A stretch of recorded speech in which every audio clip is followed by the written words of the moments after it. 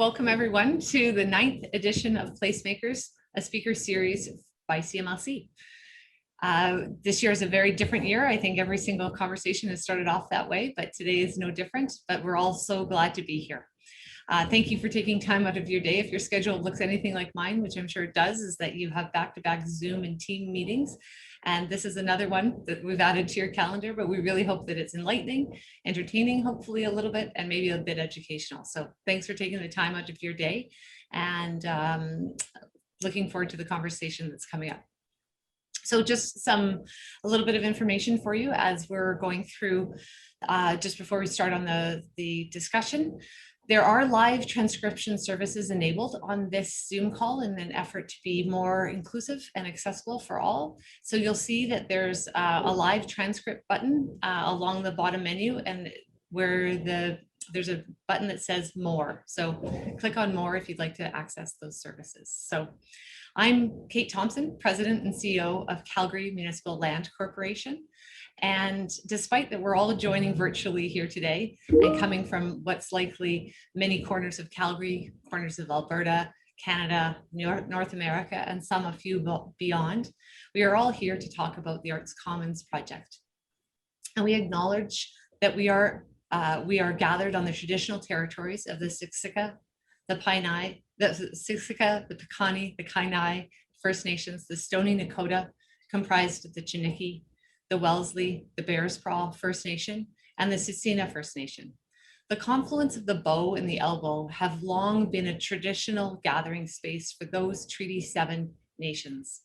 As Arts Commons is located in this traditional territory, we join in the spirit of gathering and respect for these First Nations.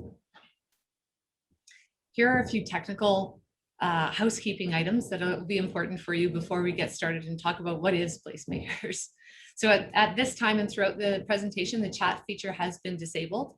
So you'll just have to live with that. No comments from the audience, but the Q&A, the question and answer button on the bottom will be used to submit your questions, and we'll gather them and bring them to the panelists at the end of the presentation. So if you have questions that you are thinking about, feel free to submit them. We encourage you to submit them, and you can locate that at the bottom of your screen. But we will hold all the questions until the end of the panel discussion so we can get through these fantastic presentations. And also, this session is being recorded and will be shared on CMLC's YouTube channel. So look for that. So what is Placemakers and why are we doing it? We started this opportunity as an opportunity to profile some of the work we're doing, but also talk about some of the more detailed work behind the scenes. A lot of what people get to see is kind of the final result of a great project. But what's actually more interesting to me and some other folks out here is to understand how it all comes together. What's the recipe? What does success look like, and how does it work? So over the past few years, we've hosted a series of these events, talking about everything from heritage building restoration, landscape projects, development projects, public space, public art, and also the building of a new library. So they've been quite diverse, and bringing in all of our consultants, it takes an amazing team to pull these projects together, and it gives them a chance to also talk about their work and their perspectives, bringing this work together. So CMLC is in the enviable position to work on all these projects you see on the screen. I think I can speak for my entire team that this is a chance of a lifetime to bring this part of the city together and transform what it is for Calgarians. So we've been delivering projects like the library, the revitalization of East Village, the 31-acre island, St. Patrick's Island in the middle of the Bow River, and more recently, the leadership of Calgary's Culture and Entertainment District in the southern portion of our district. CMLC officially started on this Arts Commons project in October 2020, but we've been unofficially working with Arts Commons gladly over the past few years. But when we officially started with the City of Calgary and the Arts Commons team, we've been focused on building the broader team that's going to help bring this project to life. And today you'll hear from a few members of that team. The old adage, it takes a village to build a village, is very true. And it takes a really large village to build a community building project, such as the one we're talking about today, the Arts Commons Transformation Project. Today, we have the opportunity to share the stage with Arts Commons and the team that for the past 7 months has been working to figure out what it is that we should be building. What is the best way forward? What does the future look like? And what do we need now and into the future? Today's event will feature 3 presentations, followed by, as I mentioned before, a Q&A with the panel, where participants can share their questions, and I'll be able to run point and get the right people to answer the right questions. So you'll hear obviously from Arts Commons, who are honored to be working with today on the project, but you'll also hear from representatives from Fisher Dax and Associates, internationally leading firm on theater consultants firm, and also AMS Planning, the firm who's dedicated to arts planning and research, along with Colliers Project Management. A fantastic lineup for you. So without further ado, I'm going to introduce Alex Sarian, President and CEO of Arts Commons. I would say to the members of the Arts Commons board who are on the call today, well done, good choice. As a Calgarian and as a colleague of Alex's over the past year, I can say what a fantastic contribution he has made to our city and will make to our city. So Alex joined Arts Commons in January of 2021. He really wanted a big change and chose a big year to make that change after 7 years of leadership roles at the Lincoln Center for Performing Arts in New York City. He oversaw community engagement, cultural innovation grants, artistic programming for young audiences and families, global consulting, and the institution's famed education department. So without further ado, Alex Sarian. Thank you, Kate. Thank you, everybody, for joining us. Today's a very special day for a variety of reasons, not the least of which today marks the 1-year anniversary since we drove into Calgary after a 5-day drive from the East Coast. You know, Kate mentioned this earlier, even though we arrived in times of COVID and have not fully had a chance to appreciate Calgary, the generosity that has poured into our lives as a result of arriving here is still overwhelming. And so I want to thank the City of Calgary. I want to thank the Board of Directors of Arts Commons, our staff, both groups of which are absolutely incredible. And as Kate mentioned earlier, this project, while it has a lot of new energy now, has been over 10 years in the making. And so everybody that has played a role in getting us to this point, whether they are currently still involved in our board, in our staff, or not, thank you so much. And thank you to the City of Calgary. And I know that we have elected representatives joining us today. Thank you for making this city so vibrant, so wonderful. And even in times of challenge, I think that's when we get to know the true Calgary. And to say that I've fallen in love with this city is an understatement. So thank you for making this place so incredible. I hope that throughout this presentation, we get to look forward and say, how do we continue building on it so that Calgary can continue to attract and retain the kind of people that can continue to fall in love with it. So Arts Commons transformation. We are here to talk about the future of Arts Commons. As Kate mentioned, I spent 7 years at Lincoln Center, and I want to talk a little bit about what the similarities are. They're obviously perhaps on a different scale, but one of the things that has informed who I am, and there's a quote that I look at roughly on a daily basis, and there's a plaque somewhere on the Lincoln Center campus that says these words. And while they are powerful words, they are also not unique to any one performing arts center, but I thought it would be a wonderful place to start so that you can learn a little bit about what I believe the arts can do and should do. So this is from John D. Rockefeller III, who was one of the founders of Lincoln Center back in the late 50s, early 60s. And he said, "The arts are not for the privileged few, but for the many. Their place is not on the periphery of daily life, but at its center. They should function not merely as another form of entertainment, but rather should contribute significantly to our well-being and happiness." And there is no truer time to say these words than right now as we struggle with what life post-COVID will look like. And the reason I look back at my time on Lincoln Center is because there are many different, there are many things that connect these two institutions. Arts Commons, as you all know, is an ecosystem. We are home to 6 resident companies. We are home to 200 community groups. We welcome hundreds of thousands of people every year through our doors. We are more than just an organization. We are the stewards of an ecosystem. And much like Lincoln Center, Arts Commons has a responsibility to this ecosystem, whether they are arts companies, artists, audiences, but we also have a great responsibility to the city and the communities that surround us.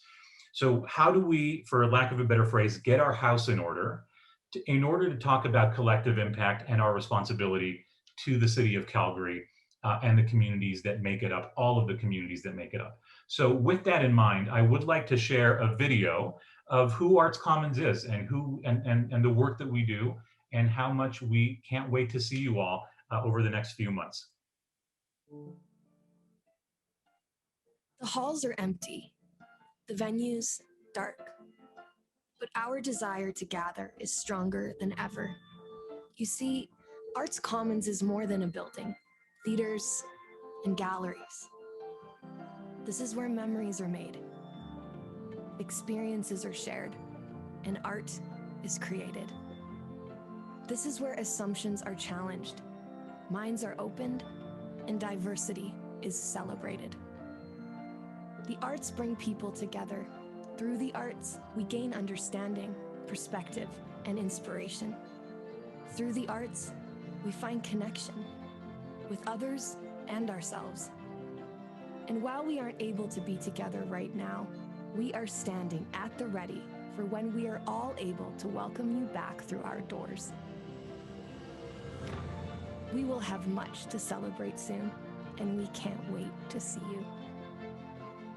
Until then, be safe, be kind, be generous. We will get through this together. Together, we can overcome anything. Together, we are community. Together, we are your Arts Commons.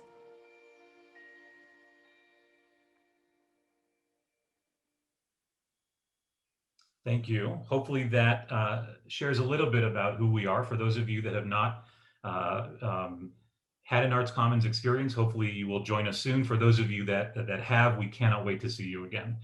So for the next, I would say 15, 20 minutes, I'd like to walk us through a presentation that talks about the promise delivered. So the history of Arts Commons is important to understand if we're going to project it into the future. We need to look at the opportunity today. One of the things I've heard as a newcomer to Calgary is that Calgary is at a crossroads. So we need to lean into that and not only figure out what direction we want to move in, but how do we play a role in taking Calgary with us? Thirdly, the collective impact. As you saw in that video, we are so much more than just one institution. We are an ecosystem and a collection of different artists and organizations. So we need to make sure we're rowing in the same direction. And finally, I'll walk you through what our new promise to the city of Calgary is. So a little bit of history. We are 35 years old, and the history of Arts Commons is very interesting. So in 1985, Arts Commons put Calgary on the map as home to one of North America's largest performing arts centers.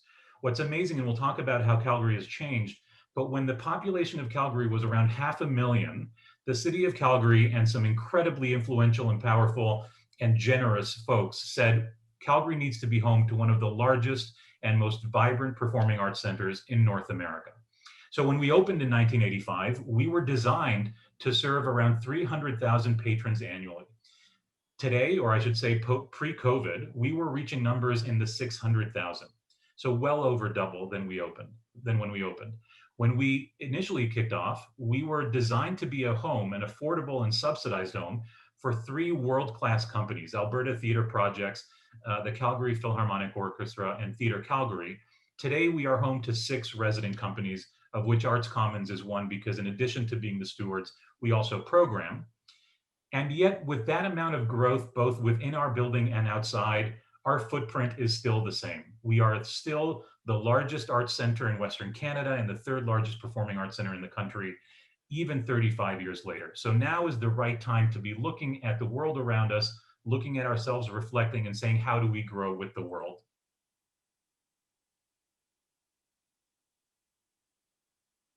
There we go. And so it's important to say that as Calgary has evolved, so have we.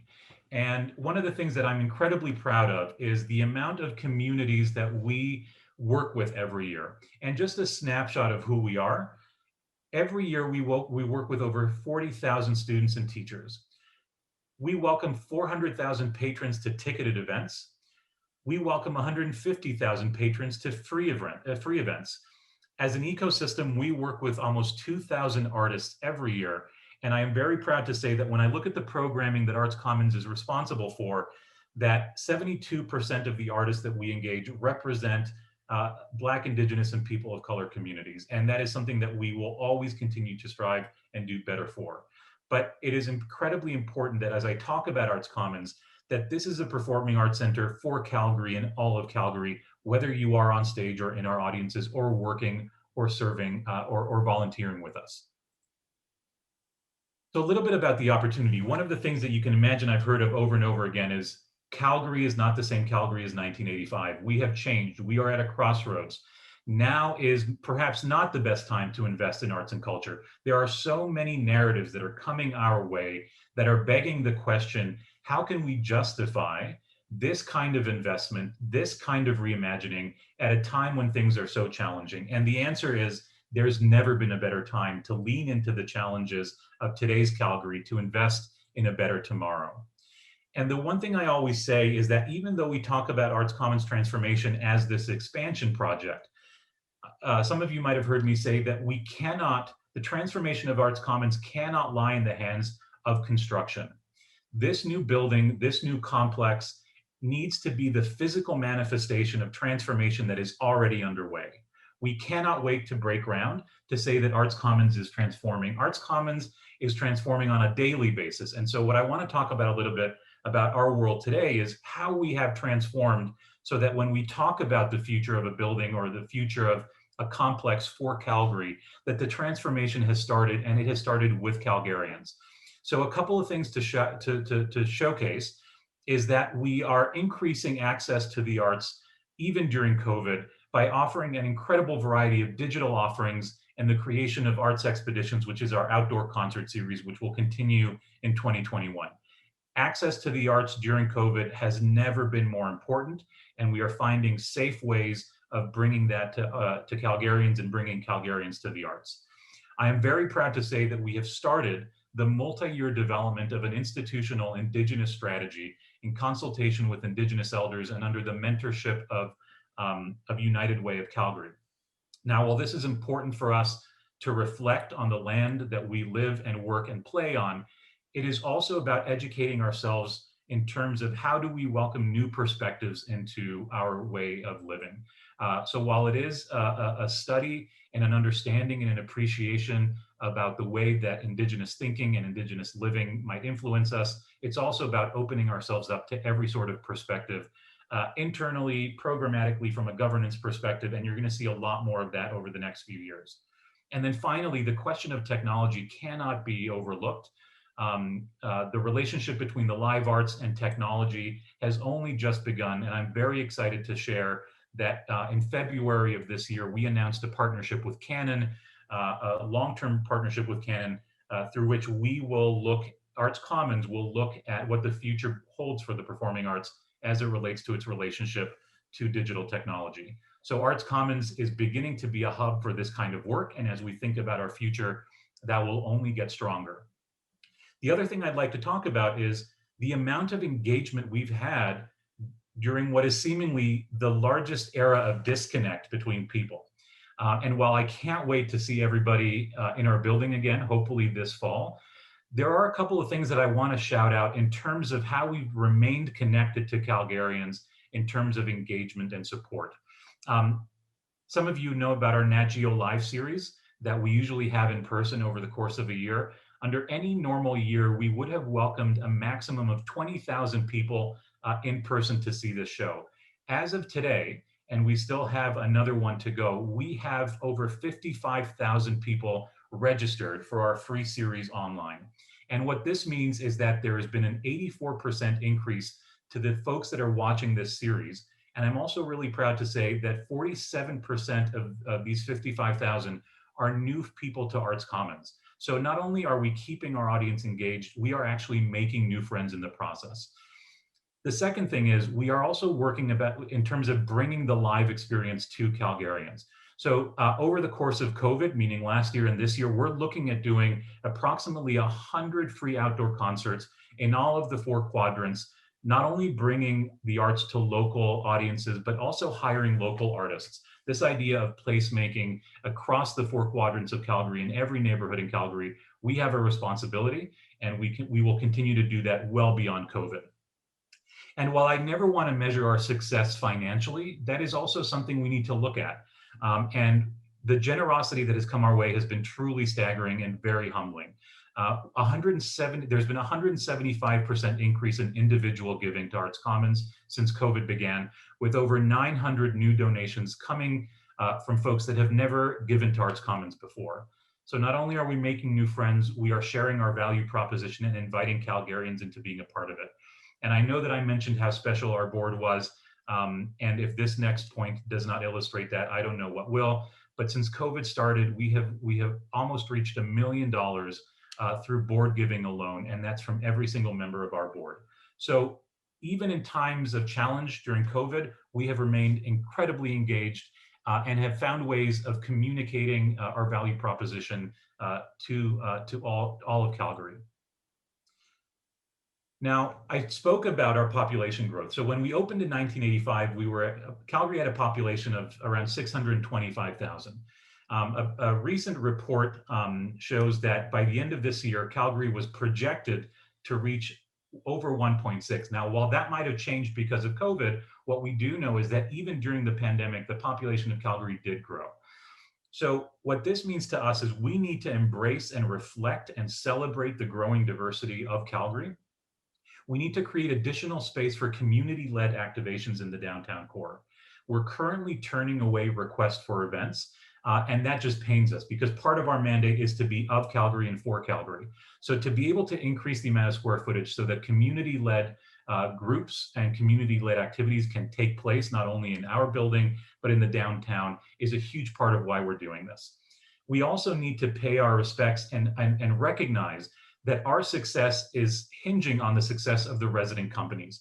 So in addition to celebrating the rest of Calgary, we need to provide more functional space for the 6 resident companies to grow and innovate as they continue to look at their future. And then we'll talk a little bit about this later, but there's so much investment and energy in talking about Calgary as being a livable city. And I believe, and I know this group believes, that Arts Commons will play a role in making Calgary Canada's most livable city by enhancing access to the arts and downtown livability 24/7. So actually, when people ask, is now the time? The answer very much is yes. The other thing that we need to talk about is, let me go back, is our economic diversity, which is another conversation that keeps on coming up over and over again. And it's important to identify the role we're going to play. So when we talk about Arts Commons being a gathering place and a hub, we are also a place where brands can come together. So as Calgary welcomes new headquarters, new companies into Calgary that need to have these relationships with Calgarians, we are a prime place for those connections to happen. Contributing to the cultural fabric of Calgary to retain talent and build lifelong Calgarians. The amount of folks that have come to me in my first year and said, listen, if Arts Commons can be one of the reasons for which my kids or grandkids stay in Calgary, then you will have done your job. So how do we contribute to the sense of vibrancy in our city beyond our walls? And then finally, we need to recognize that the creative economy and the workforce that goes into supporting all of these cultural institutions, over 300 in Calgary, and certainly those within our complex, opportunities like this allow us to contribute and strengthen and reinforce that the workforce and the employees that bring our work to life are part of the creative economy and the Calgary economy. And finally, we need to talk about the short and long-term economic activity that ACT will instigate. And finally, I know this is very top of mind for many of you, but on April 26th, the Calgary City Council boldly invested in a vision for Calgary's next 10 years by approving a $200 million package for the revitalization of the downtown core. I'm incredibly proud to say that not only is Arts Commons a part of this package, we are the single largest item in that $200 million package, with money that also comes from the federal government. So it is both our incredible gratitude to the city, but also to the federal government for believing in this project, not just for the sake of the arts, but for the sake of our city's future. And you'll be hearing a lot more, not just from me, but from the city of Calgary as well, in terms of what that exciting future holds. And I'm humbled that we are a part of it. Now, as you can imagine, as I've said before, this project has been over 10 years in the making. We have over 300 letters of support from the Calgary business community.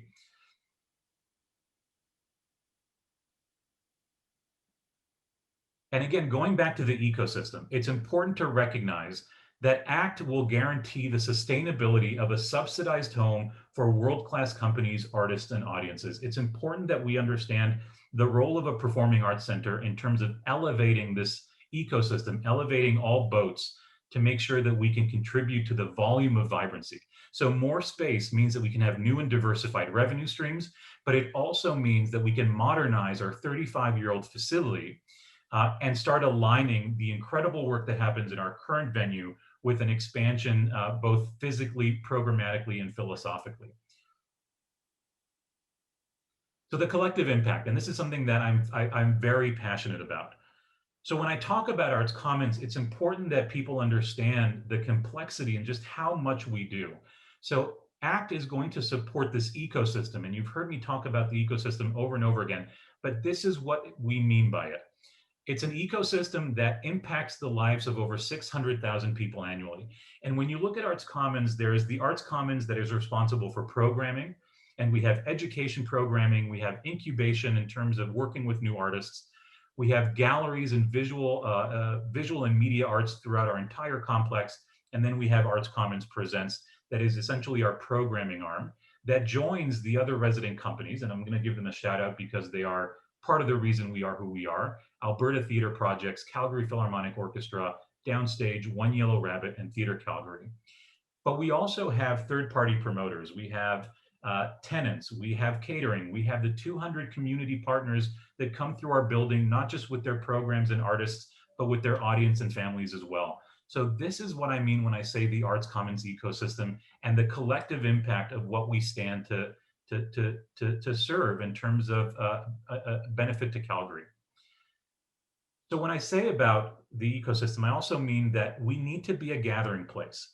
We need to be a gathering place that reduces the barriers for cultural participation and can welcome, in addition to the 200 community organizations, continue to expand our reach and our welcome to groups that have historically felt excluded or been excluded from the downtown art scene. We have a great responsibility to do that. And the one thing I've learned even during COVID is how rich the Calgary arts community is. This is important for the accountants and the mathematicians in the room. When people ask me, is this the right time for an investment? The answer is absolutely yes. Let me go back for a second. So, during construction alone, and these numbers are based off of a 2019 study, these numbers continue to evolve, but it shows you the impact. Over 400 million contributed to Alberta's GDP during construction alone. Over 40 million in provincial revenues.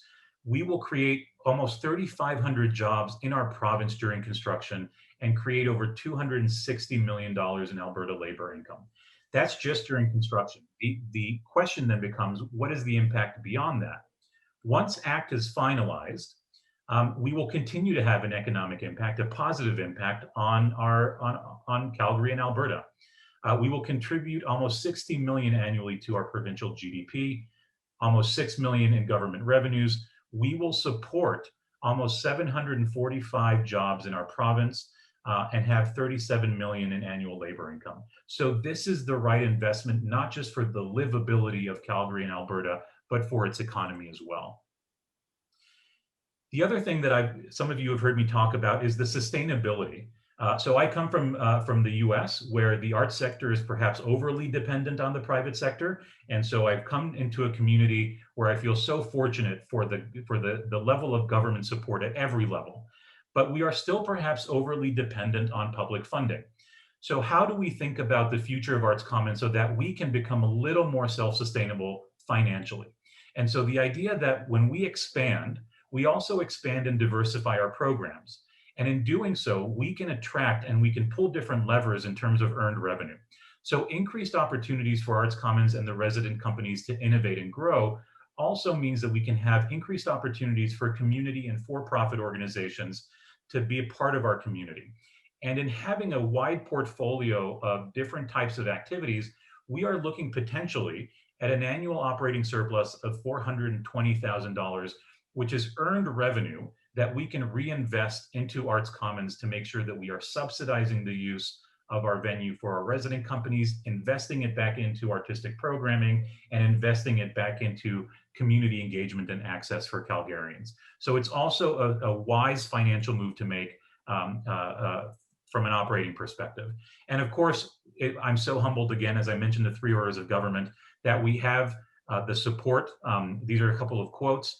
The Honourable Doug Black, who's been an incredible supporter of Arts Commons, says that we are the beating heartbeat of Calgary's downtown. Minister McIver, our Minister of Transportation and Municipal Affairs, says that as Alberta's economy is strengthening and attracting investment, that Arts Commons transformation will enhance our ability to succeed while providing much needed capacity for citizens to enjoy the performing arts. And perhaps one of our largest supporters and advocates, our current mayor, has said that Arts Commons will be a key contributor to the social, economic, and cultural, intellectual life and well-being of Calgarians and visitors, and is an important building block to the revitalization of our downtown core. So the new promise, what does all this mean? So Arts Commons stands to be one of the very first performing arts centers in the world to be designed since COVID-19 has impacted how we think of buildings, how we think of venues, and how we think of designing cultural events. That is a huge responsibility and a great opportunity for the city of Calgary. But the four buckets, to me, what that means is Arts Commons will increase access to the arts for all Calgarians, whether that is in our venues, in their neighborhoods, or digitally in their homes. We will contribute to the health and the emotional well-being of all Calgarians. And while that has always been true of the arts, I don't know that there has ever been a more important time for that. So we will be leaning into it as part of our work. We will become more of a Canadian and global hub for the exploration of artistic innovations. So while we will continue to be a place where world-class artists can come to Calgary, we will also be a place that will showcase the incredible world-class art and creativity that exists here. And of course, we will create a ripple effect of economic activity in our downtown and beyond. Some of you have seen this, but it's worth repeating the scope of it. ACT includes two phases to achieve a new vibrant campus. On the right, we have phase one, which is our expansion. And as of April 26th, we are fully funded to move forward on that project, or on that piece of the project, with $240 million raised. This new building will increase our seating capacity from 25 to 35% and create a lot of opportunities for the community to engage. And phase two is the modernization and completely reimagining our current facility, which many of you know. Now, the other parts of this which are relevant to the downtown plan, which are outside of the scope of ACT, but so exciting to consider in parallel, is the reimagining of Stephen Avenue and the reimagining of Olympic Plaza, two areas where the city has already expressed an interest in working with us in parallel. So while we are talking about the two buildings, it is really a transformational design. And it's also worth mentioning that the Glenbow Museum just west of us is also going significant momentum in terms of its transformation as well. So we are looking at a downtown transformation that includes arts and culture and civic engagement and social impact. So I'm not going to go through this timeline, but this illustrates the incredible amount of work that has been happening since 2010. So while I might be new to Calgary and new to Arts Commons, this is my way of recognizing the amount of work that continues to happen and has happened that has gotten us to this point. So I want to thank, again, every level of government, in particular the city that has been such an incredible partner and supporter of ours, who has gotten us all the way through to the recent $80 million from the Calgary Greater Downtown Plan. And really, it means that we are looking at a 2021 where we move from our current team, we move into, we will have a prime design consultant by this summer, and we move into the design phase so that we can move into construction as soon as possible. So we are very excited, and I'm going to end with this slide, which again speaks to the nature of why this is important. But the quality of a community's cultural infrastructure has a direct impact on quality of life, and therefore on the competitiveness of communities in attracting people and investment. And that, of course, is from the Canadian Council of Chief Executives. And nothing that doesn't, I mean, if that doesn't ring true right now, I don't know what does. So thank you all for joining us. Thank you, Kate, and thank you everybody on this team for the conversation that will continue. Thanks, Alex.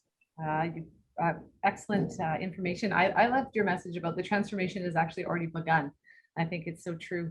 And the work that you and your team are doing over there is fantastic. So, and I also love the flags of TBD for timing for everything. So I'm sure some questions will come up on that, and we'll try to give people as much information as we can. So over to our next two speakers that I'll introduce that we engaged over the procurement process last fall to bring together the right team, like I spoke about before. So Fisher Dax and AMS have been working with our team on the initial pre-design to better understand what the program is for this project and what we need in this facility to make it work today and in the future. To introduce Joshua Dax, President of Fisher Dax and Association, based in New York. Fisher Dax is one of the world's leading theater and planning design consultancies, including work on Calgary's own Studio Bell. The firm's role is to prepare the design brief for performing arts and entertainment projects based on a client's aspirations and requirements. And I know from all the meetings that Joshua has been in, he's doing exactly that. And then to collaborate with the architects, many of whom are on this call. By the way, we have over 400, around 400 participants in the call today. So working with collaborate with the architects and engineers to translate the brief into the final design and ultimately into built form. Leading FDA's consulting practice for over 30 years, Joshua Dax is recognized as one of the world's leading theater consultants and draws on his background as a violinist, trained architect, and practice in theatrical set and lighting design. So very accomplished. Welcome, Joshua. I'll also introduce Stephen, who's going to follow right after Joshua, and we'll do both at the same time here. AMS is an international group dedicated to planning and research in support of arts, culture, and entertainment sector. I've had the pleasure of working with Stephen before, and glad to have him here today. Starting in January 2021, AMS has supported the development of the theater brief and the functional program for the ACT project. Stephen Wolf is the founding principal of AMS Planning and Research, and has been provided counsel to arts and culture and entertainment enterprises on strategic initiatives, the planning and development for more than 30 years. So we are well supported by a fantastic panel. So I'll pass it over to Joshua and Stephen to lead the next segment. Thank you so much. Great, fantastic. So let's see, there we go. So Alex spoke a lot about collective impact, which is incredibly important and what this is all about.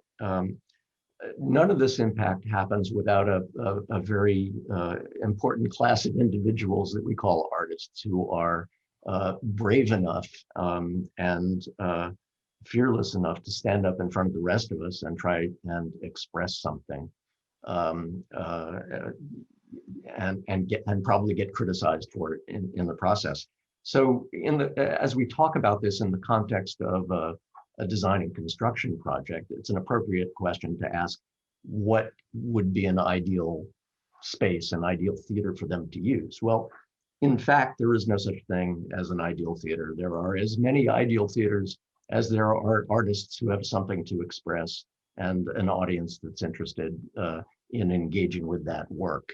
So I think that's a really important thing to remember. However, over millennia, societies and civilizations have come to realize that there is a power in collectively sharing a live performance experience. What that can do is to take a group of individuals and help them achieve a level of understanding that they didn't have previously, create social cohesion, and perhaps even establish a shared set of values. And that's exactly what the Greeks had in mind in the 6th century BC, when they created, basically at the same time, democracy and the theater. They really are born at the same moment. If you were a Greek citizen in Athens, for example, you were required to attend theatrical performances, which had an important role to play in civic life. The theater was located in very specific places with respect to landscape features, sacred altars, the port. It was woven into daily life in a really critical way. And the Greeks did this because they were consciously trying to build their little city state into a nation with a shared set of collective values. And theater was seen as being an important tool in the kit in order to achieve that. Now, for hundreds of years after that, starting mainly in the Renaissance period, the types of theater buildings kind of multiplied and diversified, and we've sort of inherited certain typical typologies that many of you are familiar with. Proscenium theaters like the Max Bell Theater, little courtyard theaters like the Martha Cohen, for example. Wonderful outdoor spaces like the Elizabethan Theater and Shakespeare's Globe in particular.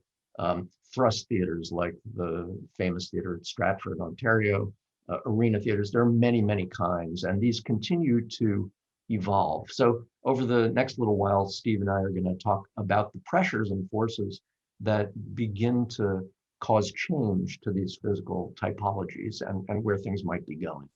Steve? Thanks, Josh, and it's wonderful to talk with you again and to be in Calgary, at least virtually, for the first time in a while.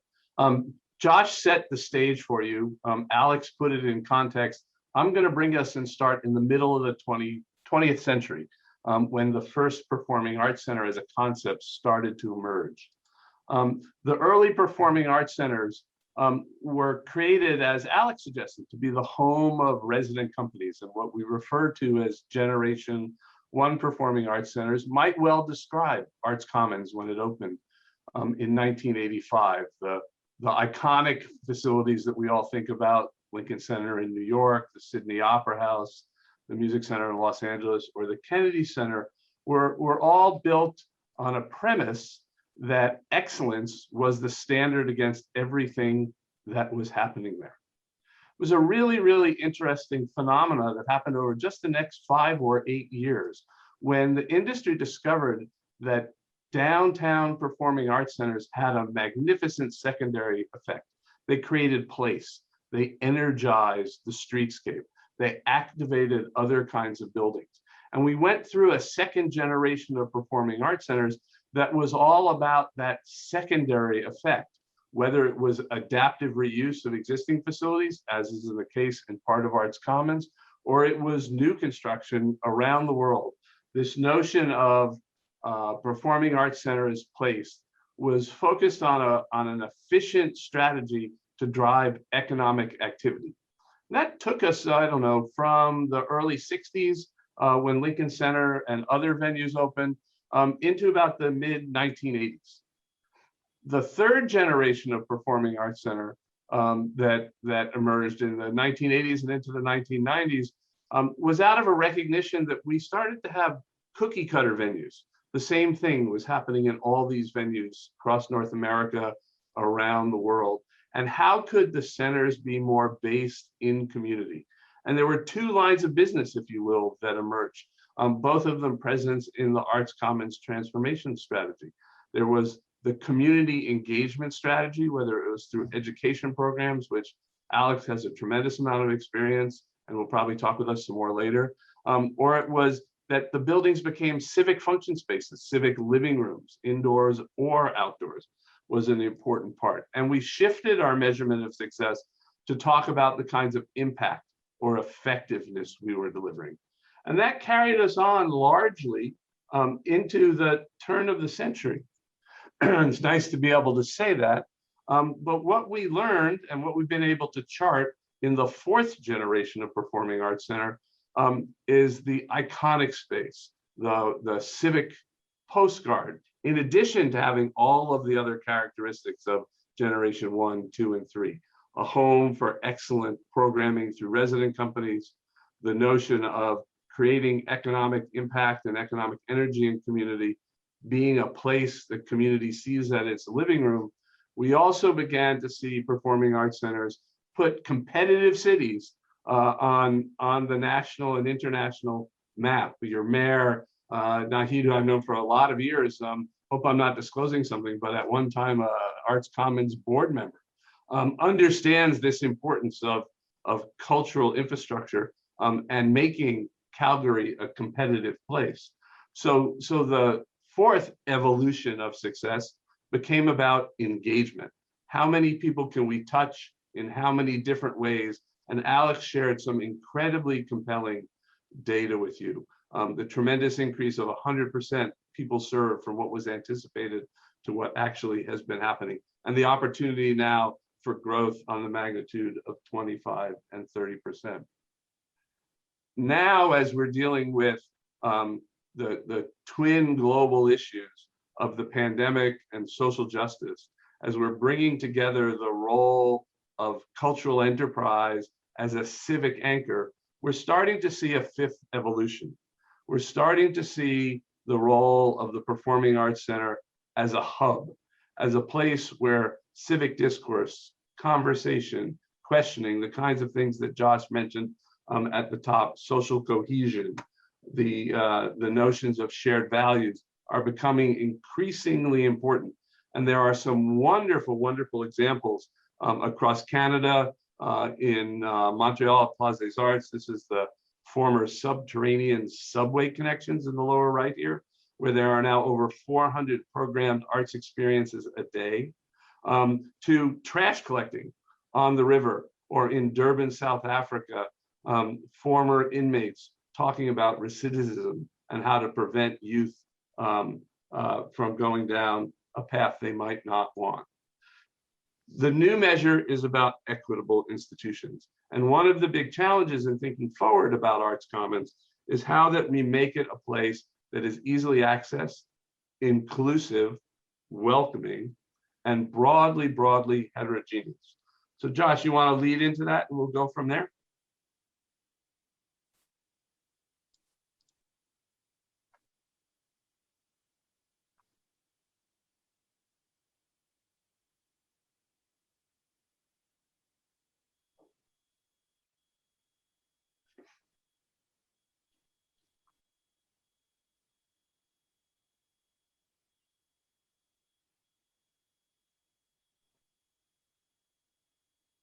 Have emerged along those lines. One of them has to do with this idea that probably starting in the late 50s, early 60s, a bunch of artists started to feel constrained by the theaters of their day, these amazingly ornate buildings. Whoop, you're jumping ahead of me.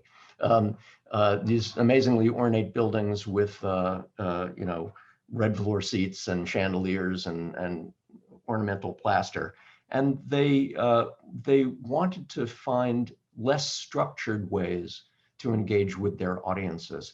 So they began to move outside of traditional venues and performing arts centers and seek out things like warehouses and old industrial buildings where the artists themselves could control the way the space is organized and how they relate their work to their audience. And that theme of thinking has led to a whole range of different kinds of venues, flexible venues, where the artist can be in control of how they're organized.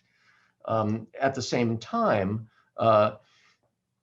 artists began to discover disused train stations or extraordinary architectural spaces or industrial wastelands, and decide that the emotional power of those spaces could really add a layer of resonance to the work that they wanted to do. So this idea of using found spaces became a really important thread through a lot of artists' work, which continues to this day. We've talked about community building, and some very interesting projects have been developed along these lines. The Public Theater in New York City has a project it calls Public Works, which started about 5 years ago. Their idea is to blur the lines between professionals who perform and everybody else who just watches. And they've created a project that, New York is big and there are 5 boroughs. So they've brought together 5 or 7 community groups in all parts of the city with a small group of professional actors, and created these shows using casts of literally 200 people. They commission original musicals, often based on a Shakespeare, and they perform them at the Delacorte Theater in Central Park each year. By bringing together, equity, union actors, and amateurs, and a whole bunch of community people. They weld them together and the whole experience is just incredibly spirited. This kind of project is being copied all around North America right now, and it really brings a community together. At the same time, there are other sorts of threads. There's a thread of performers that perform without buildings. In Chicago, there's a group called Walkabout that in 2005 and 2003 started doing shows in laundromats and public restrooms. But one of the most interesting companies, I think, is 10,000 Things in Minneapolis, a company that was founded about 30 years ago by Michelle Helmsley. Her idea was that there's a whole segment of the community that never comes to a theater. So you've got to bring theater to them. That's the only way that you can engage them with this work.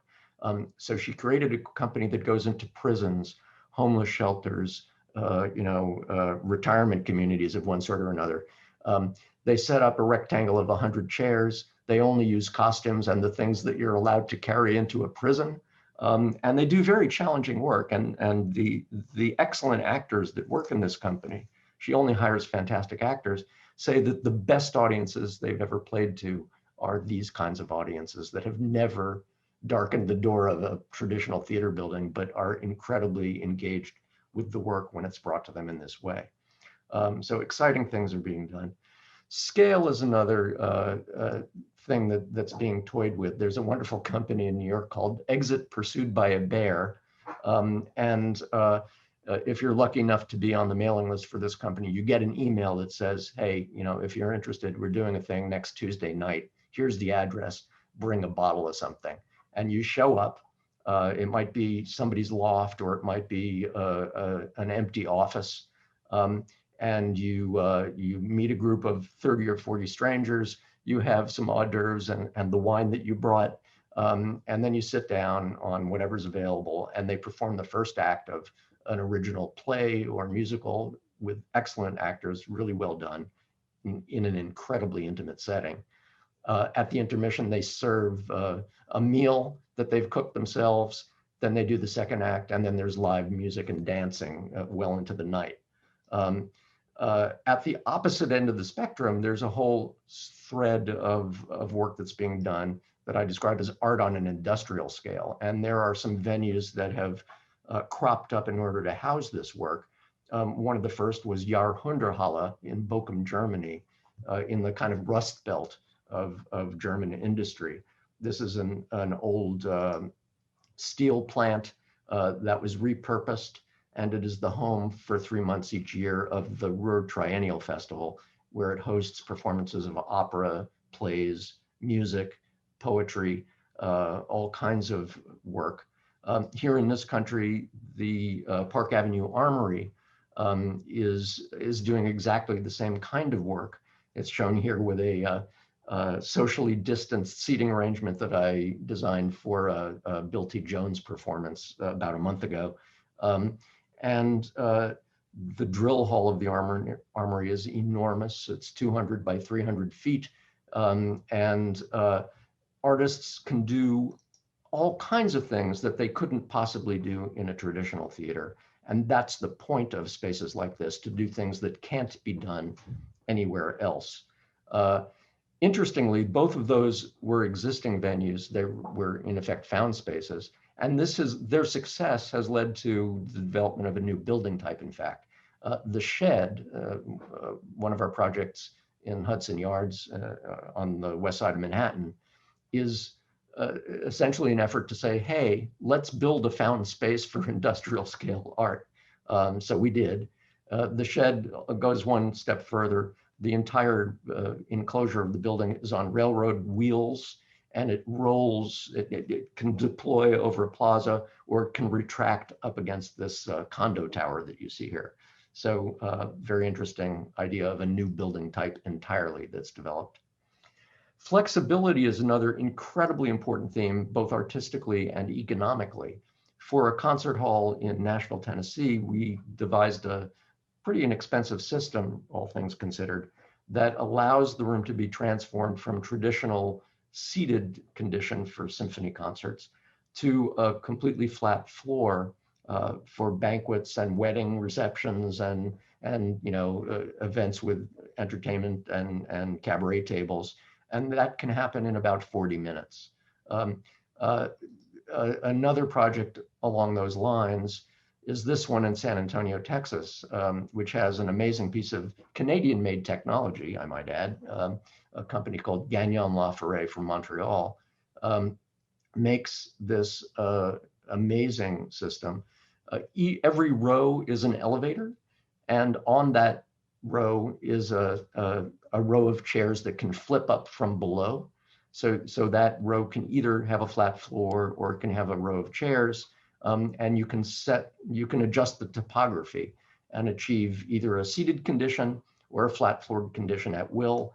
And by having that flexibility, which you can achieve literally at the push of a button in about 30 minutes, you can go from a traditional concert setting to a banquet setting, or do a flat floored event where you have a standing room audience for rock and roll, or you can do banquet tables or cabaret or what have you. The idea of the flat floored rock and roll venue is also developing very, very quickly. It sort of turns the concert hall, the transformable concert hall idea on its head and says, let's start with the flat floor, where a large group of people can congregate in a standing room only situation. This is a project called the Anthem in Washington, DC. It's mainly standing room. There are some seats in the balconies. But for certain kinds of events, they can very quickly and easily set up chairs on the flat floor and do conventions and award ceremonies or what have you, which is another kind of flexibility. And they sell a lot of beer, right? Immersive and participatory experiences is another kind of theme. There's an experience called Sleep No More, which incredibly has been running for something in excess of a decade, I think now, in a warehouse building in Lower Manhattan. They created 27 heavily art-directed rooms. You arrive at this place at an appointed time. You're given a mask to put on.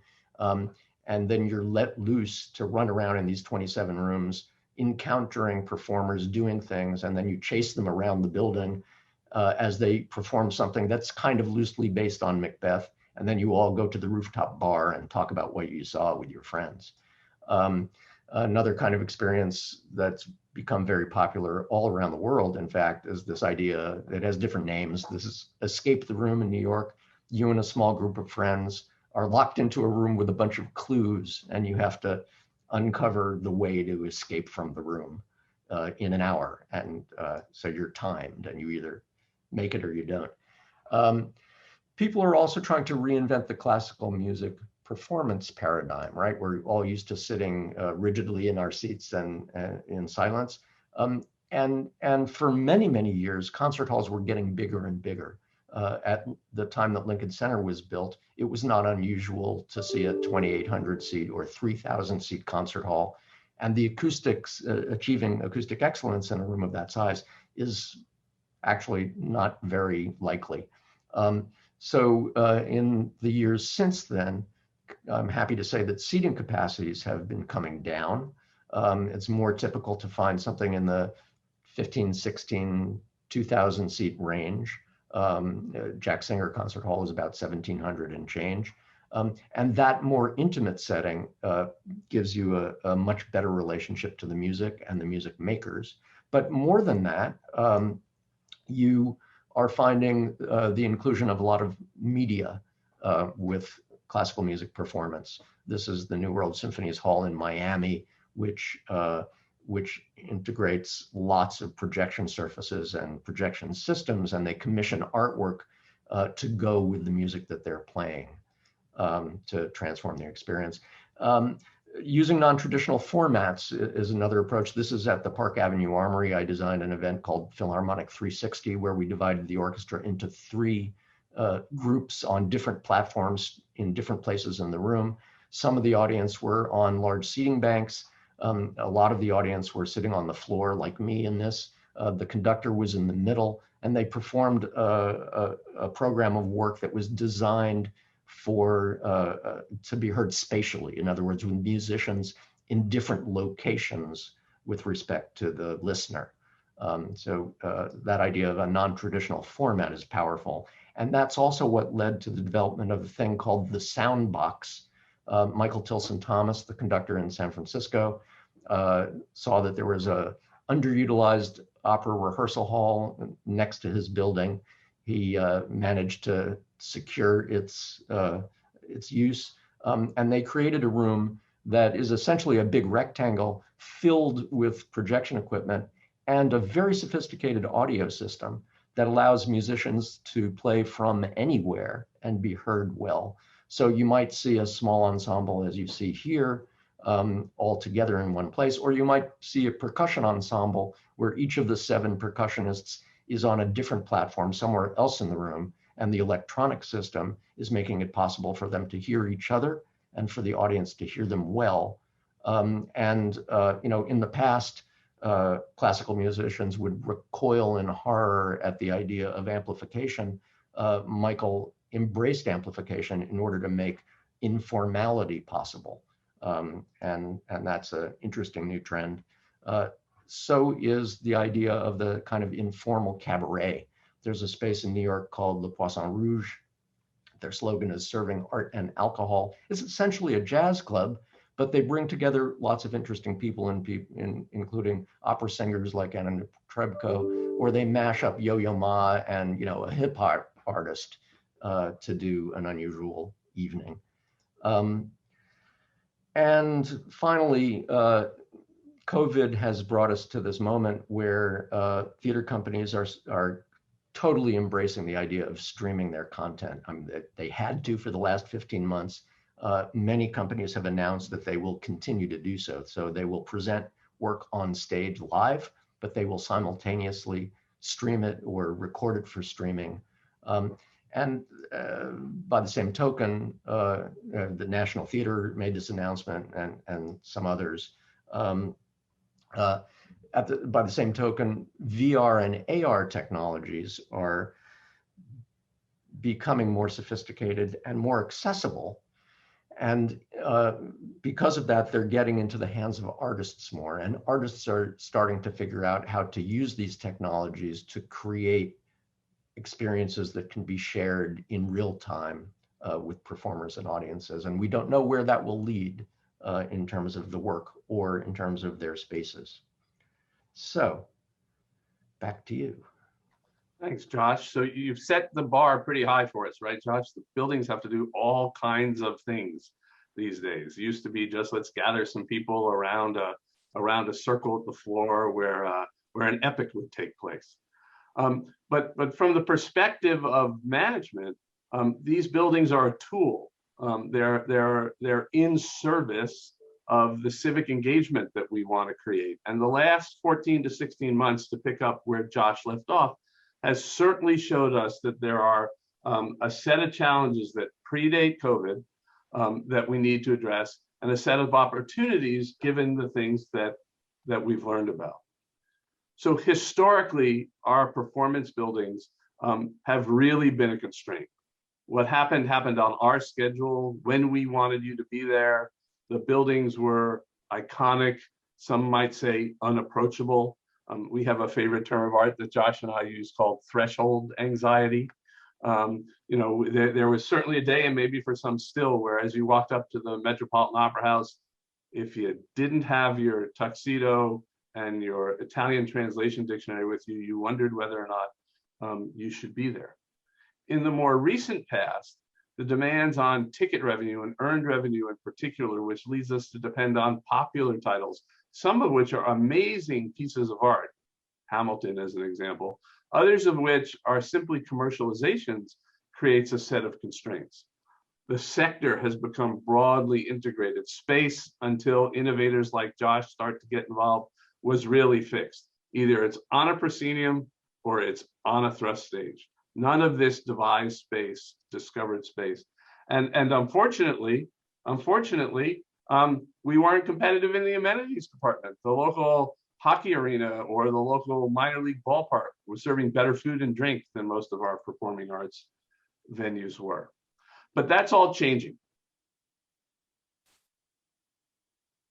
In just a few months over the last year, we've seen technology be adopted like it's never been imagined. We see shifts in consumer behavior. The data is amazing around pent-up demand and people's desire to return to live performances.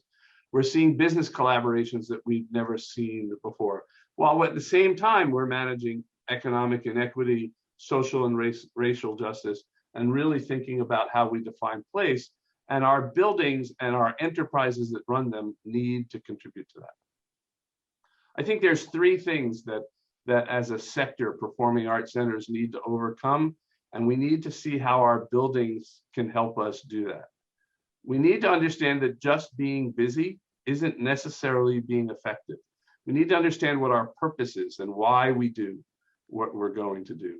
We have to demonstrate, as Alex did in the opening part of his presentation, about our value, that we are actually creating benefit for the community that supports us. And we need to understand that relevance and quality may not necessarily be the same thing. And how do we embrace new ideas of expression, new voices, non-traditional voices? So in the past 10 months, we've seen 10 years of change. What was forecast by Google to be the adoption of e-commerce, collaboration software, and streaming, 10 years worth of growth has happened in the last 10 months. And this means that our assumption of what a performing arts center was has been exploded outwards. We're doing all kinds of things that we've never done before, the outdoor kind of performances that are happening on Olympic Plaza, partnerships with local artists because national and international touring artists can't come to our communities, a deep investment in broadly distributed education and social impact work, new strategies for collaboration. One of my favorite stories is an artistic director that said that she had to learn in 10 days how to become a movie producer after a career of 30 years of avoiding the film industry. And the whole digital distribution and collaboration. How is this going to affect us going forward? Because our buildings, which will be around for 35 or 50 or 85 years, need to support us in a time of incredible change. We also face a set of risks from this long intermission that we're still in the midst of. We need to be concerned about how our customers' habits are changing. Research data from the web tells us right now that inquiries for travel are up over 400% where they were in 2018 and 2019. It's going to be an interesting question if we need to figure out how to bring customers from out of Calgary into our venues in Calgary versus accommodating our citizenry. There's been tremendous capital stress on the live performing arts sector as we've been shut down. It's an undercapitalized sector to begin with. There's been no revenue for 14 months. How do we restart financial initiatives, financial operations?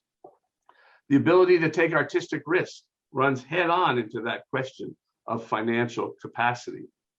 And one wonders about fatigue. one wonders how we're going to deal with coming back out of this pandemic and this forced isolation. Four things are going to need to come together, and they're going to get wrapped in the building that is the Arts Commons transformation. We need to know that our industry is ready to work and what conditions they're going to work on, which has everything to do from health and safety guidelines to a group of movie artists I know that have decided to build sound stages in upstate New York because they don't want to travel to Hollywood anymore. What's that going to mean for our buildings? Our organizations are going to have to change behaviors. Alex has shown you some of the work that Arts Commons is doing as a presenter, and how is that going to work in the community? Our resident companies and partners are reimagining their programming and how they deliver. Our community health standards are going to have to allow us to gather again. I think that will pass, but not unlike 9/11, when we went from walk onto the airplane to go through magnetometers and X-ray machines. What are going to be the lasting impacts of the pandemic? And then finally, and I think where the good news is, our audiences are going to have to want to be ready to return. The data in North America tell us right now that 92 to 93% of historical arts attending audiences intend to return at the same or a higher rate than they did in the past.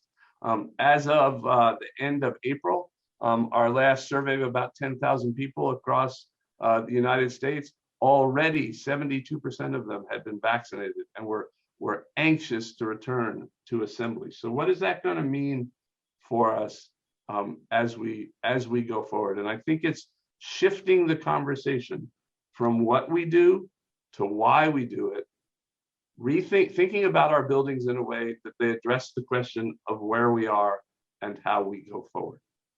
So the next generation of performing arts centers is going to look really, really different. It's not just going to be different physically. It's not just going to be about design as it presents itself in 3 dimensions, but it's going to be about how we rethink the kinds of things that we do. This notion about purpose is about public value. How do Calgarians and Calgary benefit from the Arts Commons transformation? It's going to be about the content, which is going to be much, much more dynamic, much more diverse. It's going to be more about welcoming you into the conversation than simply inviting you to come and sit down in a passive kind of way. We're going to have to look at how we manage and govern, perhaps less siloed and in a more collaborative way, much more heterogeneous, guided by mutually beneficial partnerships and shared values, not just by the fact that we are a philanthropist or represent a government partner. And then finally, the gist of the conversation, how do we reimagine place so that they're part of the environment that we animate? That, to get back to where Josh started at the very, very beginning, we let the artists help us communicate, that we use the buildings in the most productive way that we can. Josh and I love having these conversations. We look forward to talking to all of you, to joining with Alex and Ron and Kate. Hand it back to you to move us forward. Fantastic. Great summary of both Joshua and Stephen. Thank you so much, both of you. So before we get into the panel, I want to make sure to introduce Ron Austin from Calgarys. Ron has been working with the team from Calgarys project leaders and is supporting the project management of the building. Supporting the building and infrastructure. Ron, welcome, and thank you for joining us. Ron has extensive experience in the field of performing arts design and contribution into the field of performing arts design, construction, involvement on past projects, including the Lincoln Center, which we've referenced many times before, among many others. So Ron, welcome to the panel. And we'll shift now to the panel conversation. All participants can send in their questions to the Q&A. We welcome all the questions. We see a few starting already, and we've had a few in advance of the event, so we'll move to those. Again, the question and answer button is at the bottom of your screen, so feel free to submit there, and I will try to monitor them and to get to as many as we can. Just to start off, I just thank you so much to the panelists. I think from the breadth of from Alex, Joshua, and Stephen, and now Ron also having you at the table is fantastic, and really had me writing down a whole bunch of different notes, as I'm sure many of the over 300 participants were also doing. I'm inspired by the change, frankly. If I was to summarize where we are and where we're going, I think it would be about kind of adaptability and how do we even know what that looks like, and how do we stay current? And I think, Stephen, you talked about it, and something that was curious to me is how we bring the outdoors inside of this project, and also the inside outside. When we looked at the drawing that Alex had with the phase 1 and phase 2, how do you blur the line between those two, and also bring some temporal nature to it? So maybe I'll just kind of start it off. Alex, I know as a community builder, you've been talking about it, and I'll get to some of the other questions as well, but how do you talk about that broad question about being prepared for the future? You touched on it a little bit, but what kind of thinking from organizationally bringing to the development of this project can you bring to think about this project as, and I liked your reference to the Glenbow, we're all part of this ecosystem of downtown. How do you actually tactically get that done? How do you get out to Olympic Plaza and bring your performances to a greater audience? That's a great question, and I'm going to pick up on something I think Stephen said. It's having to struggle with the relationship between quality and relevance. And sometimes when you say, and I know Josh spoke about this, when you talk about excellence, the follow-up question should immediately be excellence according to who? And when you talk about relevance, you're automatically inviting different versions of excellence, different definitions of quality. And so when I think about creating a hub for Calgary, that's not a process that just 10 people can get in a room and design. We need to engage in civic dialogue. We need to engage in civic discourse, and the arts are uniquely we are uniquely prepared to do this by sheer virtue of the fact that our job is to bring people together. And if we can bring people together, not just to present, but to engage, then it's not about Arts Commons impacting Calgary. It's also about saying, how is Calgary impacting Arts Commons? And so a lot of the programs that we've been doing over the past year, that by the way are not new to Arts Commons, we've been doing a lot of great community work that continues to evolve. It's not just about Arts Commons going out into Calgary saying, look how great we are. It's about Arts Commons going out into Calgary and saying, how can we be better to welcome you? And how can we change so that when we do reopen, you see yourself coming and you see yourself having an impact on us? And so a lot of that conversation happens behind the scenes. It happens with the artist community, like Josh was saying earlier. When we talk about the Arts Expeditions outdoor concert series, the question becomes, where do we want to deploy these concerts?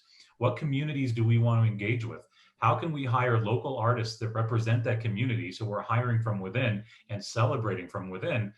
And then if we're building the trust, and this is where it gets to the tactic, if we're building trust with new audiences on their terms and on their turf, then the opportunity is now given to us to say, you allowed us into your home, your neighborhood. You've given us the opportunity to celebrate and elevate and learn from your definition of culture and your definition of arts. Why don't you come back to Arts Commons? Come into our home, let us return the favor, and let us show you how we have evolved as a result of our relationship. So the idea of outreach, I think, is very one-sided. In fact, I don't terribly like the word outreach because it means very one-directionally, we're coming to you. When at the end of the day, relevance is about Calgarians being able to see their impact on us, and is what they're saying being heard, internalized, and reflected back to them. So it's about using every single touch point we have. And by the way, because we've been around for 35 years in Calgary at the scale that we have lots of touch points. It's a matter now of activating them and pivoting them so that we can now engage in conversation about what the future of the Arts Commons and Calgary needs to look like for Calgarians of every corner of the city. So it's an endeavor that, while we have a unique approach to it, it's not dissimilar to what the library did, right? So I look at libraries across the world over the past 20 years as industries that have had to completely reinvent in order to redefine their relevance. And while I don't think we are at risk necessarily as much as libraries were, we also need to engage in that level of self-reflection and engagement in order for us to redefine our value proposition, in order to redefine our relevance. And we can't do that without Calgary telling us. And in fact, I am very hyper aware, and then I'll be quiet because I'm talking too much, but I am hyper aware that what worked in New York is not going to work in Calgary. And what works in San Francisco is not going to work in New York. But there are some very basic, very big questions that if we can ask together and engage in a process by which Calgary is answering it for us and with us, then that's how we incorporate those viewpoints into who we become. So that I'll end there, but it's essentially picking up on what everybody's saying about needing to be a lot more in touch and in tune with the communities that surround us. That's excellent and so true. Thanks, Alex. And just because we have Ron, and I want to make sure that we get your voice to the table here, Ron, which is so valuable. Maybe just picking up of what Alex just talked about in terms of making sure that the solution is really Calgary specific and also future thinking. In your experience, because I know it's fairly vast, what do you see in your past couple months working on the team project? The differences kind of that you've identified from previous projects and what's unique to Calgary, or what's kind of on your mind in terms of what will work here and what you're excited about? Well, the projects, thank you, Kate, by the way, and thanks for having me on the panel. The projects that are always successful are the ones that do it the way it is being done here. There is a lot of thoughtful planning that's going on behind the scenes right now. Questions are being asked, the team is being put in place in the right order, and a lot of work is being processed now ahead of bringing the other team members on board, so that you have a continuous flow of information instead of one big surge of information coming and then this cacophony of voices that are trying to be heard. So in my experience in doing this for a number of years, what we're doing there is the sure, tried and true methodical way of doing it. And I applaud, because these projects do take a long time. The gestation period of an art center can be 7 years from the time it's actually talked about until the curtain comes up. And a lot of patience and a lot of discipline have to be exhibited across that journey. And it all begins at the beginning, which is on this balanced foundation that we're on right now. That's great.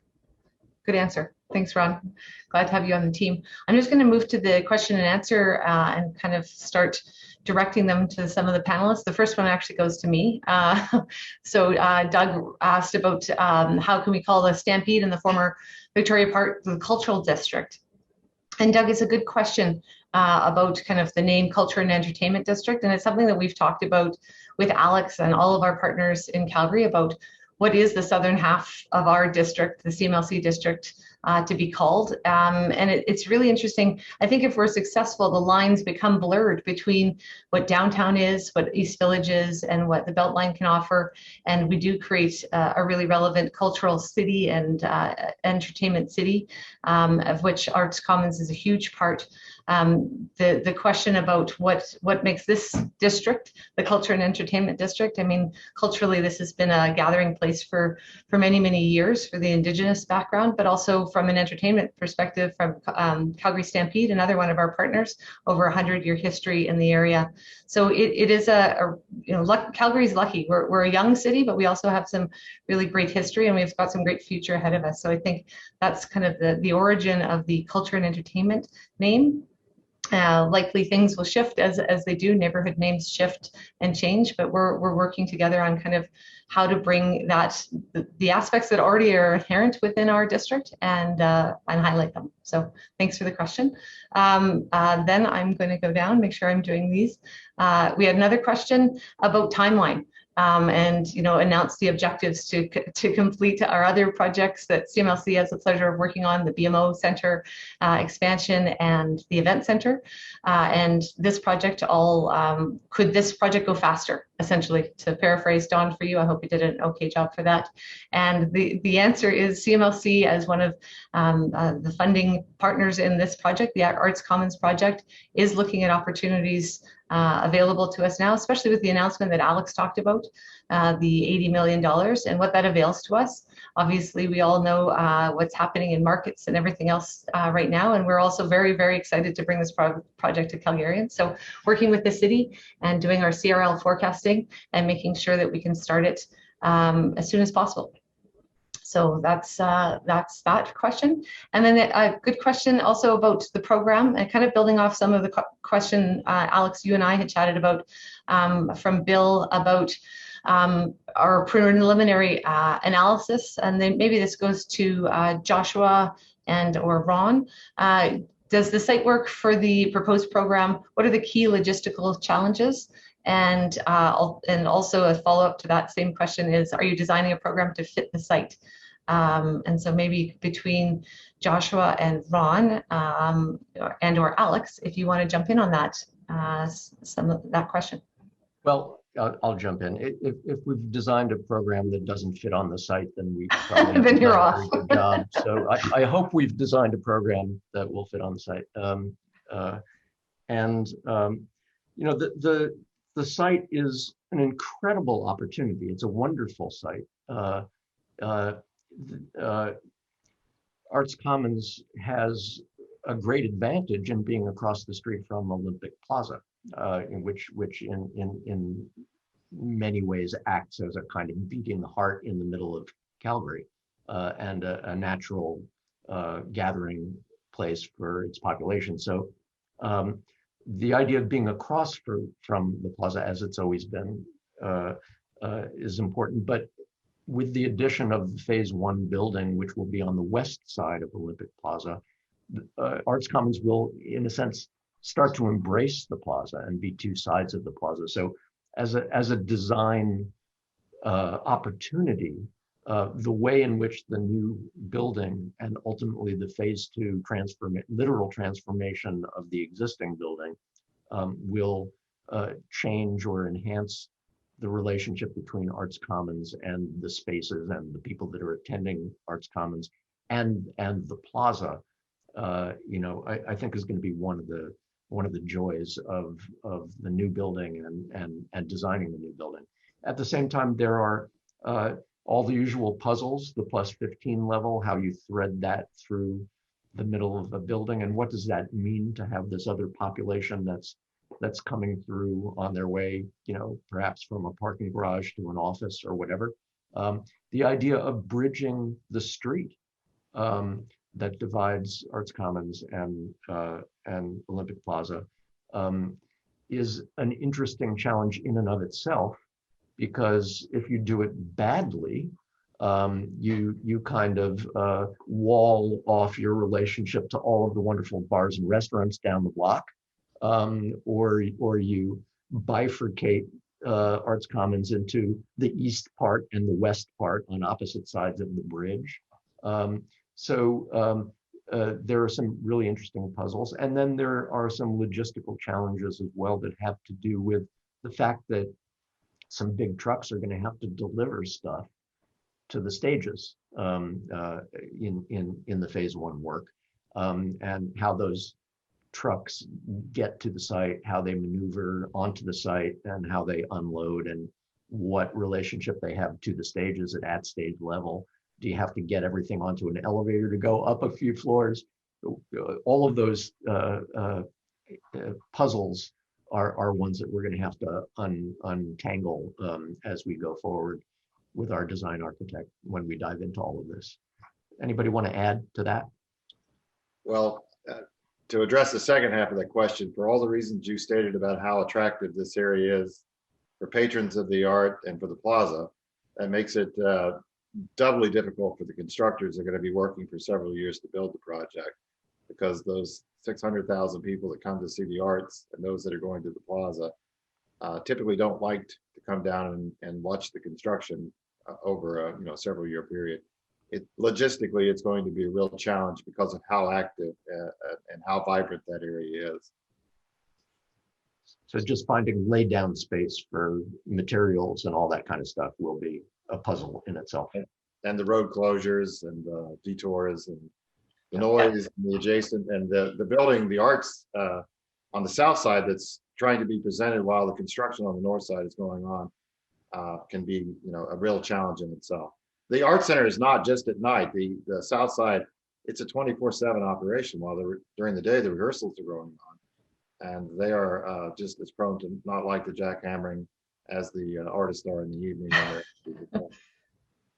Exactly. It's not just about Alex's challenge once the new building is built, it's the logistics to get there and continue to build. So good answers. Thank you.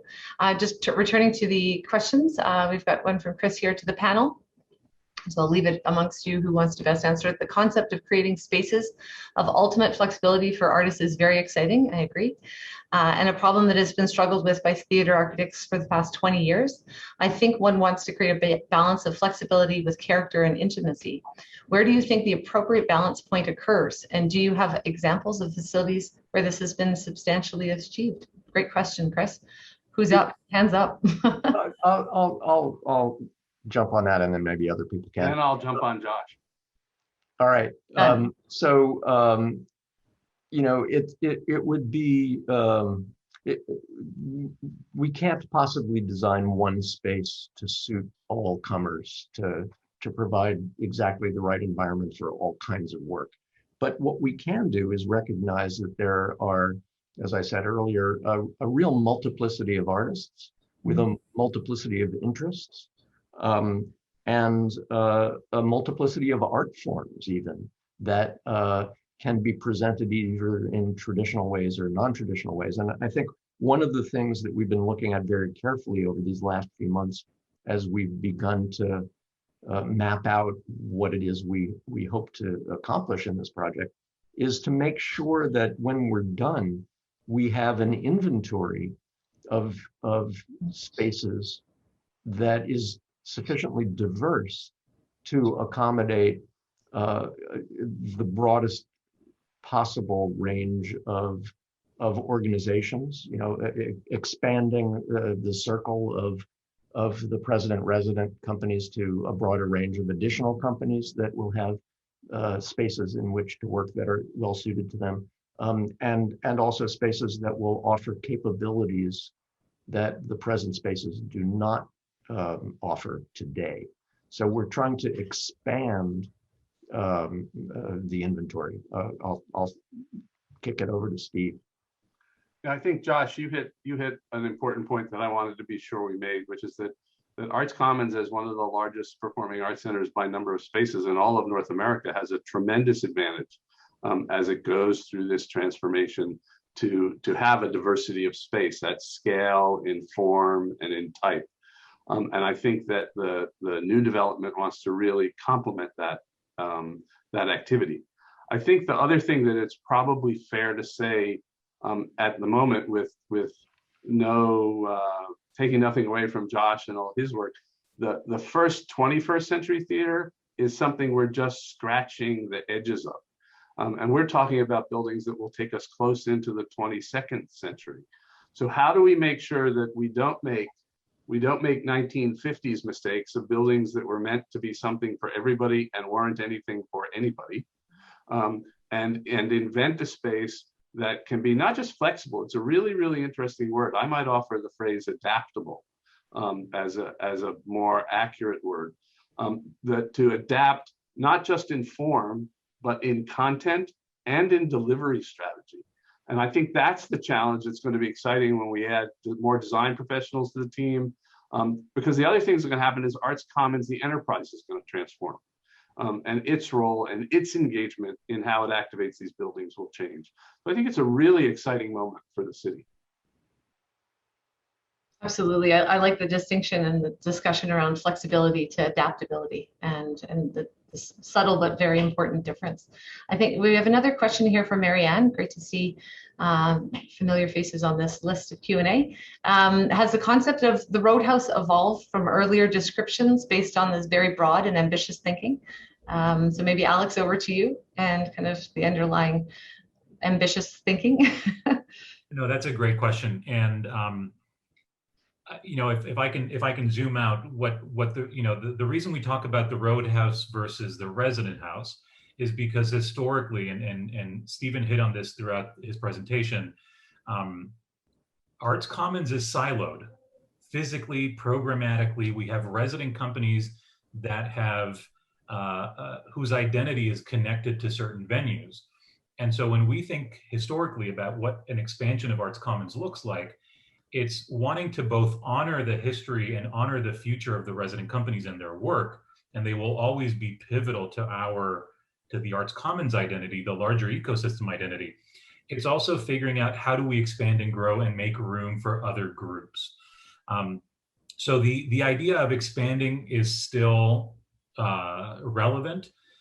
The idea of the roadhouse as a term is always up for grabs, and instead of wordsmithing that, I'll share a little bit about what's behind it. And so picking up on what Josh and Stephen were talking about in terms of diversity of venue types, one of the things that Arts Commons has that I think is relatively unique and wonderful is diversity of venue types and diversity of venue sizes.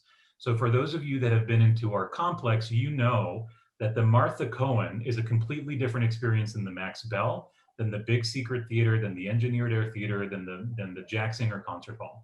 They each provide a different experience. They have an identity unto themselves.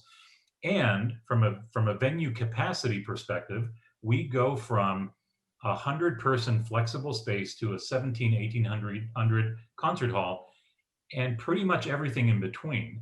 And what the North venue and the new theater will accomplish is to help bridge the gap between the Max Bell Theater and the Jack Singer.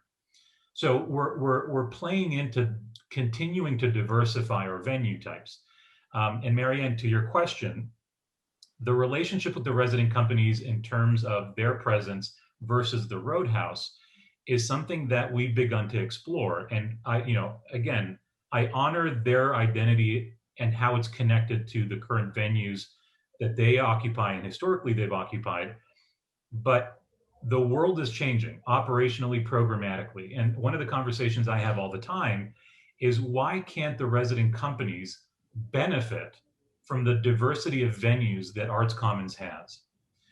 And the example I always give is, Theatre Calgary, and hypothetically, Theatre Calgary is known for its incredible work. It's also known for its annual tradition of doing a Christmas Carol.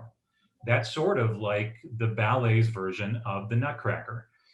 You can afford to go to scale. You can do it in a bigger space. You can sell more tickets and take a smaller risk on box office. Whereas you might want to do, or Theatre Calgary might want to do, a more experimental play or a more experimental production. Any organization should not have to balance their tolerance for programmatic risk within the same venue size. Why should Theatre Calgary do a one-man show, or ATP, or anybody for that matter? Why should they do a one-man show, which potentially is slightly more risque, slightly more controversial, in a same venue in which they might sell, 5,000 tickets to the Nutcracker or Theatre Calgary? So the question, what I'm going to is, while honoring the history of their identity to the venues, how can we over time allow resident companies and others to benefit from the diversity of venue sizes and venue types in order to empower them to have a greater diversity and greater flexibility of programming, which at the end of the day should make for a healthier institution? Because along with their programmatic fluctuation, they can do financial fluctuation as well. So we have an amazing opportunity as we continue to build out the diversity of our complex, and programmatically, we have an opportunity to invite resident companies and invite other groups to benefit from that, from the plurality of options. So it's a great question, and one that has answers operationally, programmatically, and physically. You answered it on 3 levels. Very meta, very, very well done. We had another question about Olympic Plaza, and that's a little bit more to what extent will Olympic Plaza participate? And I might take a stab at that, and then Alex, you can jump in.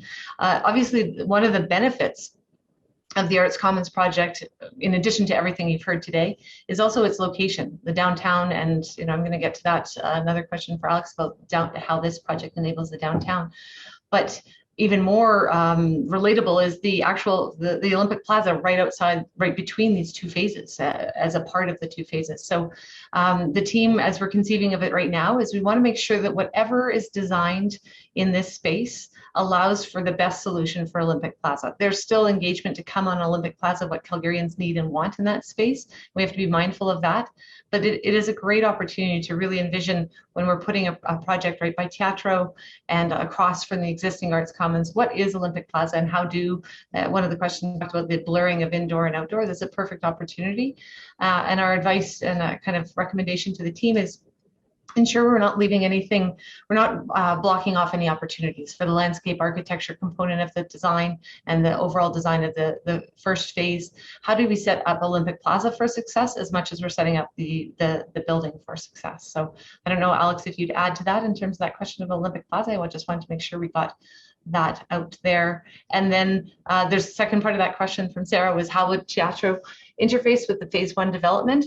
And that's really part of the discussion ongoing right now, and how this design comes together, and what our larger team, including Joshua, Stephen, and Ron, what we're asking all of these minds to come together and say, how does the physical manifestation of everything we've talked about today, how do we interface with Teatro and Olympic Plaza? A great question, and something that the team has already been thinking about for sure. Just being mindful of time here, probably another couple questions. It's a question probably, Alex, for you, is how do we ensure that the price point, that all of this great stuff we're talking about, all these great offerings for Calgarians, how do we keep them accessible, and not accessible in the true sense of the word, in all senses? Socioeconomic is what this question is bringing up, but so our ticket prices, so we can get the most people in the tent. What would your answer to that be? That's a great question, and if we had more time, I'd talk about what I consider the 3 big barriers of cultural participation, being geographic, financial, and perceived, and they're all connected in some way, shape, or form. But if you'll recall in my presentation, there was one slide that talks about the financial sustainability of Arts Commons, and by increasing our ability to do work, by increasing our ability to program, we're increasing our ability to diversify our revenue streams. So the model of a performing arts center that supports resident companies like we are today, and frankly, somewhat at capacity, meaning that we are doing as much as we can with the space that we have. And the majority of our role is both supporting resident companies by subsidizing the use that they enjoy and benefit, and we benefit from in return. But it's a business model that is dependent on generosity and depends on us being able to support an ecosystem while not at our fiscal. So what it means is we come up with a portfolio approach to revenue generation. And what that means is we have certain types of activities that are resident company activities, and those are subsidized. We have activities that might be community-based activities, and those are subsidized at perhaps a different rate. And then, frankly, we have commercial activities. We might have live nations. We might have concerts that we can afford to perhaps have a different price point, not because we want to exclude and not because we want to oversimplify, but in order to make money somewhere else, we can reinvest that revenue back into Arts Commons. And it's not just with ticket sales, mind you, because one of the things that we also benefit from is many different, what I call business verticals. We rent out our space. We have food and beverage. It's not just ticket sales. We also have philanthropy. So Arts Commons is a revenue generator, both earned and contributed. We have so many different sources, and we can pull on different levers to make sure that we are both bringing in money that can be reinvested, while at the same time being very mindful from that portfolio view approach that we're not charging unnecessarily, and that in doing so, we're not limiting folks. That we can make money where money can be made, and that we're reinvesting that money into a commitment to access to others. So it allows us, that expansion allows us to bring in a greater diversity of revenue, not on the backs of any one institution, not on the backs of any one donor type, and that money then gets reinvested into making Arts Commons more open and accessible. So it's a win-win at the end of the day, both from a revenue generation and our ability to invest in our mission. Perfect. Thanks, Alex. Stephen, you had one quick answer for the outdoor question you wanted to add? Yeah, I just wanted to come back to the notion of Olympic Plaza. I mean, it's a tremendous opportunity. Only begun to explore it with the outdoor concerts during the pandemic. We've seen some amazing solutions around North America and the world, considering the outdoors as a place not just that people pass through, but a place for programming. The Music Center in Los Angeles is doing large-scale dance activity outside. What's known as the Front Yard Festival in Orlando, which is going to do several hundred events outdoors for large populations over the last 6 to 8 months and for 4 more months going forward. So I think we really want the project to think about the outdoor space, the Olympic Plaza in particular, as another stage, another potential stage that's adaptable. And it's a huge opportunity. I think that's the thing that certainly excites me, and I think the rest of the panel, about the transformation project for Arts Commons, is that we get to build from strength and expand the diversity of opportunity. Alex, to go right to your point, it's the diversity of opportunity that's going to enhance the economic solution going forward. And that's big, positive forward thinking on how you solve the complex challenge, the rocks that were already there, connected back to the presentation earlier. Fantastic. And then one question for Ron, and then I'll ask a last one for Alex, and then I think that's what we have time for.